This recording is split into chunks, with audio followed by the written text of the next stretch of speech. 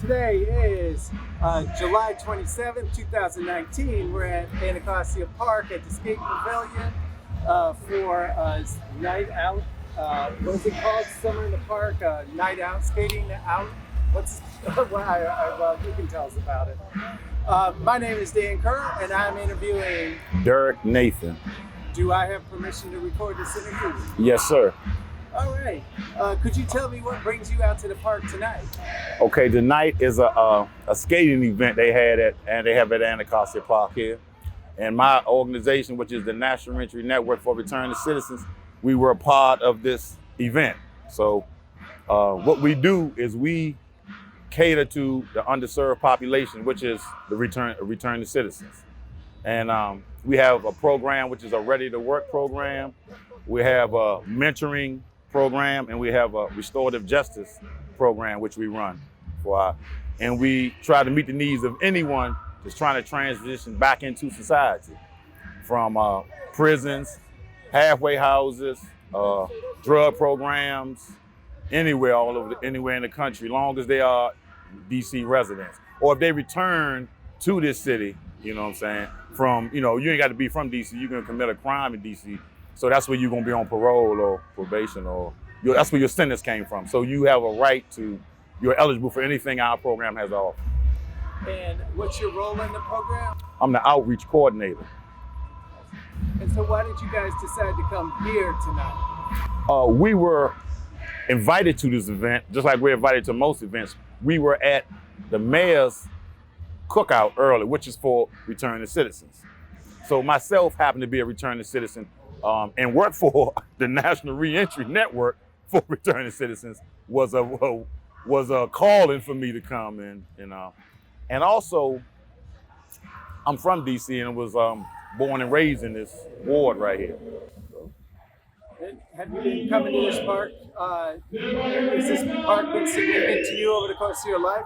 Since I was a child, I've been coming to this park 50 some years. I'm 52 years old. So I remember having our first cookouts and first picnics in this park. I remember coming to go-go bands every Malcolm X Day, every Labor Day. They had big events down here, I'm talking about this whole field. You couldn't see, it'd be a sea of people. You couldn't, we were teenagers, 15, 16 at the time, 14, whatever, but you couldn't see this park. It was the biggest show in DC at the time. So this was in the 80s, and then they kind of got away from it in the 90s. It got a little out of control, So they had stopped them for one reason or another. Sometime in the 1990s. Right, in the mid-90s, they had stopped them. I guess they couldn't control the crowds, They were that popular. The go-go bands ain't as popular as they was because you have other different genres of music now. They got what they call rap and hip-hop. That music wasn't out when I was a child, right? It came out, it wasn't as popular as it is now. So go-go was the sound of DC, and that's what we related to, that's what we gravitated to. And was this one of the epicenters of go-go? This was one of the epicenters. Far the outside, this was, because, it was free. If you could, it wasn't no charge to get into it, but they would have them here over the summer. You could just pick about every holiday, over the summer, over the warm summer months. You could say spring too, Like I said, it would be Labor Day, Memorial Day, Malcolm X birthday, 4th of July, all those little holidays over the month, or Labor Day. In the winter you can't be out here at that time. But over those. How important has the skating been to that? The skating has always been down here.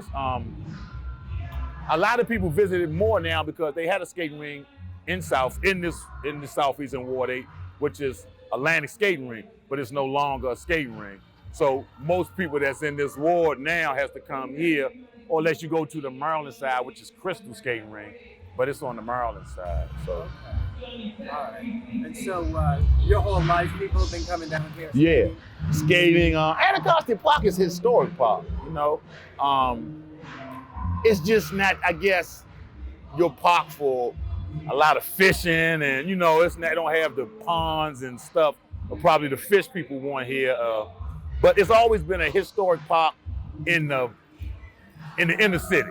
Let's say that, like for people in the city, the underserved, This is where we always came to from the 70s, 60s, all the way up until I remember, my whole life. You know what I'm saying? And this is our park. This is the people of this ward and this over the east. This is east of the river, and that's called anything over Anacostia Bridge was called our park. This is called our park.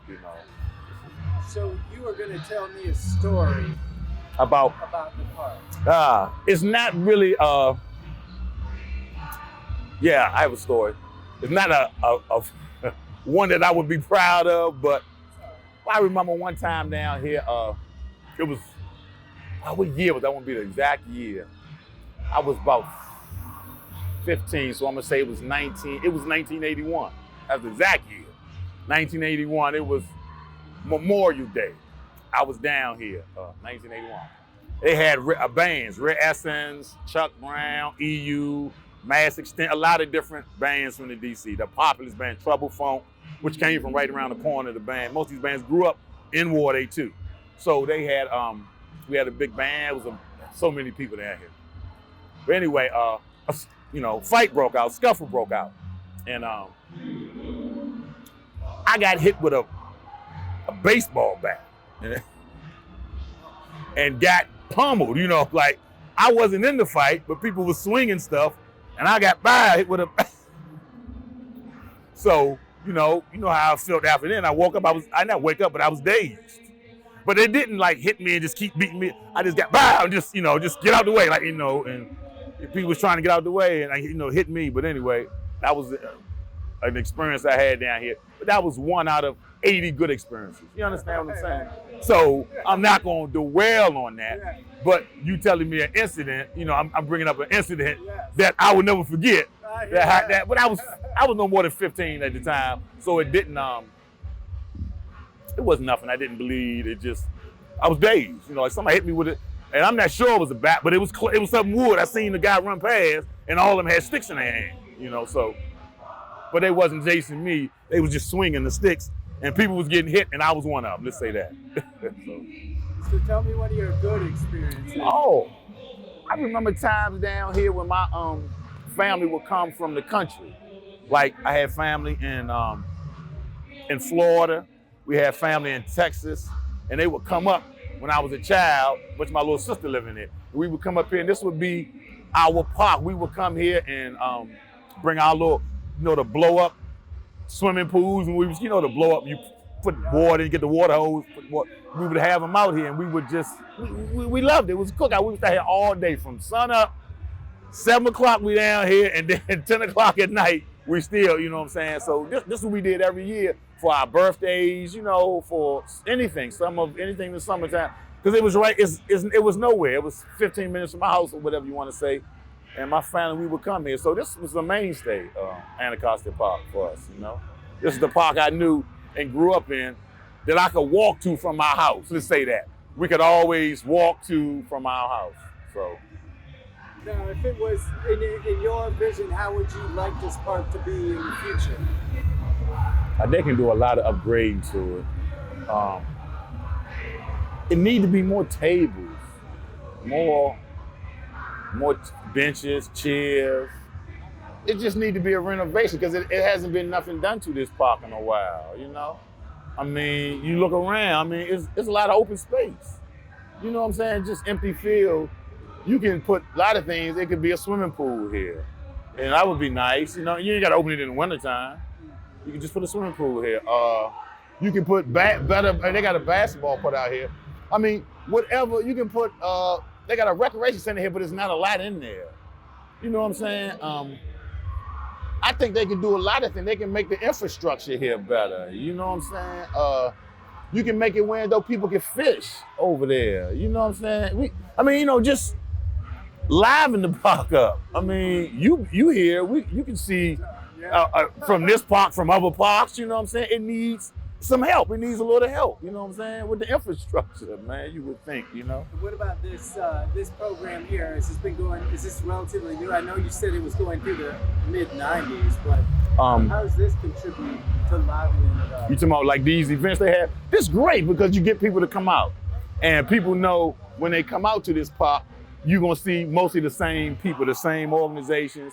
You're gonna get this, and it usually don't be nothing to go on down here. You don't need security or police or nothing when they have events down here. You got the park police here, their offices here. So, they got a station.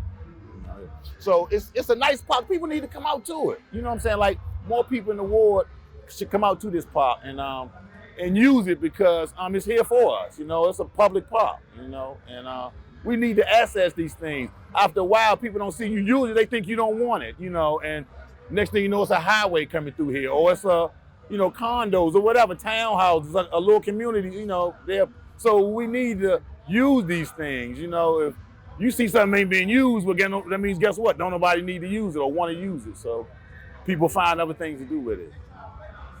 That's terrific. Any last thoughts or things you'd like to leave us with? Yeah, I want to say we could do a lot better. What I mean by that is our people in this ward, the underserved, we can do a lot better, y'all. The returning citizens, we need to go speak to these people. You need to go and say something to your Congress member. If you ain't got the time to write them or text them or whatever, or if you ain't got time to go down to them, you got to find a way to come across these people and let them know what your needs are. Your needs can't be addressed if you don't let people know that you have a problem. You understand what I'm saying? That's the only way you can get your needs addressed. You know what I'm saying? And so don't sit back and don't vote and don't address these people. You have to. You know what I'm saying? These are the people who make the changes, who has the power and in position to make changes. So in order for them to make changes, you have to approach these people and let them know what's on your mind. And number two, the only way, if it's a sure way with nothing don't happen, if you don't ask, it ain't gonna happen. You understand what I'm saying? So, that's the sure way for things not to happen. You know what I'm saying? If you don't want no money, you don't ask for no money. You ain't gonna get none. You know what I'm saying? That's people don't like to ask people for money. Okay, well, I don't know why people say that, because if you don't ask, you're not gonna get none. You know what I'm saying? Thank you. Thank you. And thank you. I appreciate your time. All right.